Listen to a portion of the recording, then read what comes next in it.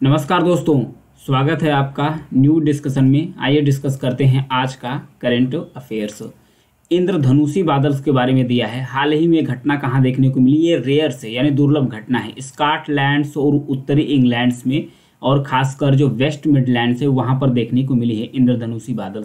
इसे खास करके नेक्रियस बादल के रूप में भी जाना जाता है। इसे pearls of mother of pearls बोलते हैं, यानी मोती की माँ जैसे दिखने वाले बादल के नाम से भी जाना जाता है। इसे देखिए ध्यान से फिगर्स को। यह सूर्यास्त और सूर्योदय के दौरान ही देखने को मिलता है, क्योंकि उस समय जो विवर्तनिक घटना घटती है, जब सूर्य बादल से बाहर निकलता है तो छोटे छोटे जो बर्फ के क्रिस्टल होते हैं, उस क्रिस्टल से सूर्य की रोशनी टकराने के बाद थोड़ी सी डाइवर्ट होती है तो उस समय ये घटना देखने को मिलती है। उस समय इंद्रधनुषी बादल से बनता है। इसके हल्के प्रकाश प्रतिबिंबित होना शुरू कर देते हैं।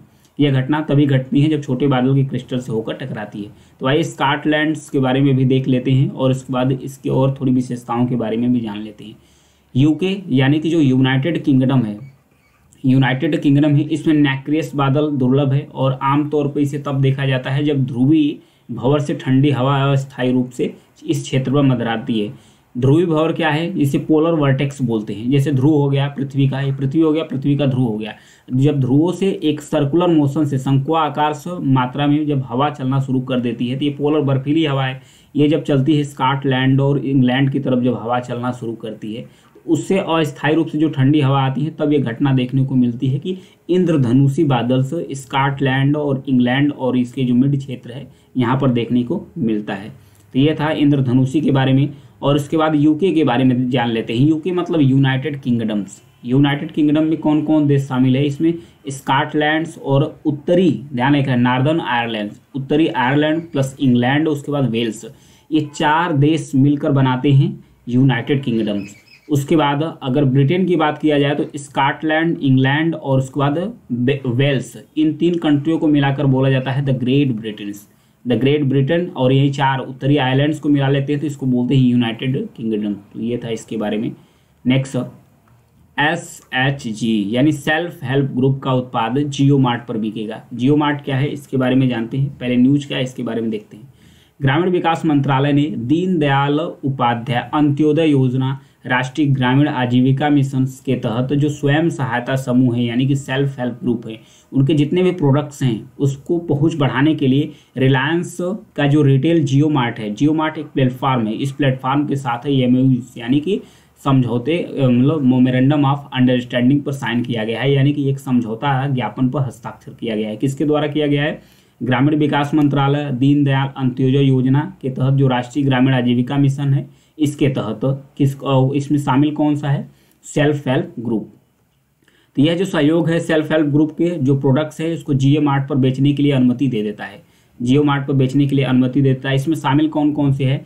यानी कि ministry of rural and development ministry है, उसके साथ साथ सारस एक संग्रह कलेक्शन है, एक ब्रांड है।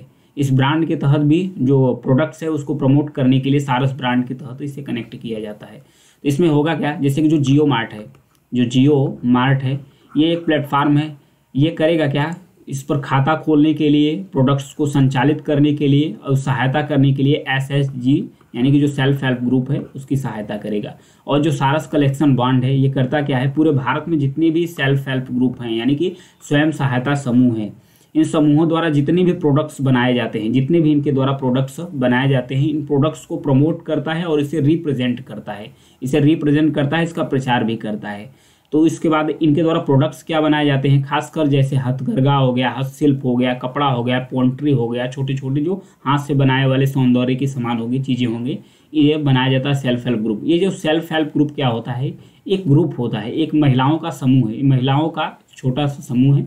इसमें महिलाएं इकट्ठा होकर अपना ही पैसा इकट्ठा करके एक ग्रुप बनाती है। ग्रुप बनाने के बाद ये एक दूसरे को पैसा भी देते हैं और उसके साथ साथ अपना व्यापार रोजगार धंधा भी करते हैं।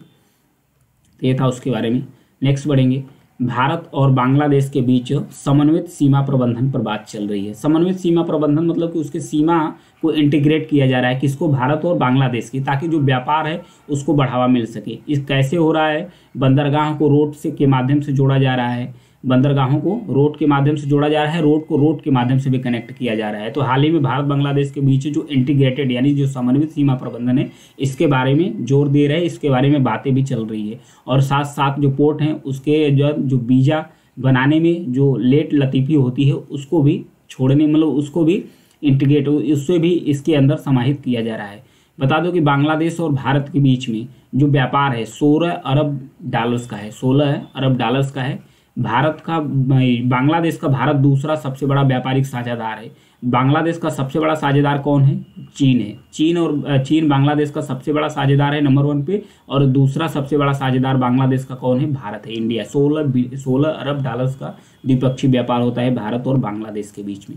यहाँ पर फिगर में देखते हैं, ये है मंगोला पोर्ट, ये कहाँ पर है? बांग्लादेश में। ये है चटगांव पोर्ट, ये कहाँ है? ये भी बांग्लादेश में है।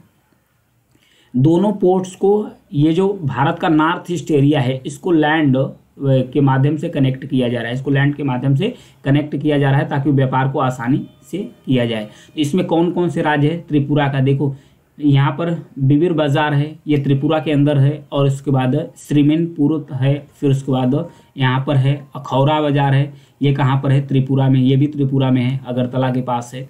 और फिर उसके बाद यहाँ पर सुतारखंडी है, ये असम में है, प्लस उसके बाद मेघालय में क्या है? डोवाकी है और थम्बील से। इन सब सारे चीज़ों यानी कि मेघालय, असम और त्रिपुरा, इनके कुछ महत्वपूर्ण लोकेशन को बांग्लादेश का मंगला पोर्ट और चटगांव पोर्ट से दोनों को कनेक्ट किया जा रहा है, दोनों को आपस में कनेक्ट किया जा रहा है ताकि व्यापार को आसानी से बढ़ावा दिया जा सके। तो ये था इसके बारे में, आगे बढ़ेंगे।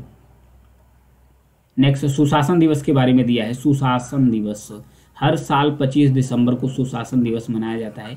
ये स्टार्ट कब से हुआ है? 2014 से। 2014 से स्टार्ट हुआ है। 2014 से हर साल 25 दिसंबर को सुशासन दिवस मनाना शुरू किया गया है। इसमें जो पूर्व प्रधानमंत्री हैं अटल बिहारी वाजपेयी जी हैं, उन्हीं की जयंती पर ही मनाया जाता है। इसका उद्देश्य यही है, शासन और सरकार के बीच जवाबदेही को तय करना और लोगों को जागरूक करना। तो ये थी आज के लिए न्यूज़। Thank you.